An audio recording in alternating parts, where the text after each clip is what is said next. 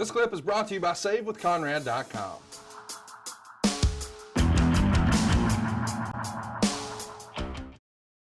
Let's talk about some other things that are building before we get to the actual show. On the September 27th taped episode of Raw, this is the write-up from the Observer. I don't think there was anything wrong with the show other than the Edge segment talking to the computer digitized voice and attacking the computer was so ridiculous. It looked like early 90s WCW. But this was the go home show for Hell in a Cell. And it was actually stunningly how bad they promoted the concept of Hell in a Cell. When they mentioned the stipulations in Cena and Barrett and did interviews, nobody emphasized the steps and ramifications. And it's almost like if the announcers don't think it's a big deal, why should we? How big and critical do you think it is for the announcers to quote unquote sell it to the audience? And how much of that is on the boys? I mean, I think JR once said something along the lines of the guys in the ring make the music and I just add the lyrics, but it doesn't feel like the build for this pay-per-view. And it's evidenced by the fact that the buys were down from 283 to 210. Why do you think, or what role do you think announcers should play in hyping the pay-per-view?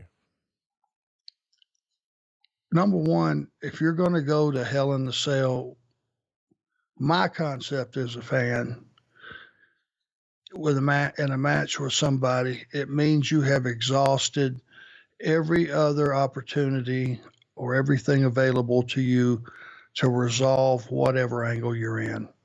There's nothing left but Hell in the Cell. Now, I may be wrong about that, but that was my concept. Okay, you guys have done everything humanly possible to each other. There's no other way to settle this than Hell in the Cell. And, you know, I say this all the time, but when Taker threw Mick Foley off the top of that cage and he went through that table, that set the standard for what people imagine Hell in the Cell could or should be. Right.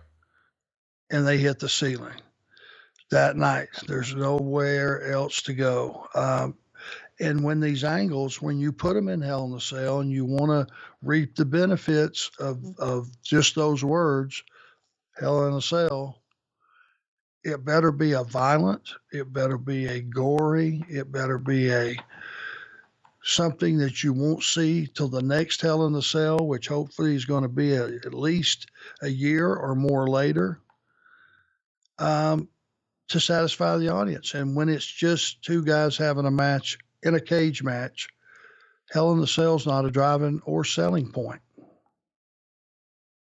Hey, it's Conrad Thompson. Thanks for checking out the podcast here on YouTube. Be sure to hit the subscribe button and the notifications bell so you get a notice anytime we upload some new content. And go save yourself some money right now. If you're in a 30-year loan or you have credit card debt, it's not a matter of if I can save you money. It's a matter of how much. Find out right now for free at SaveWithConrad.com.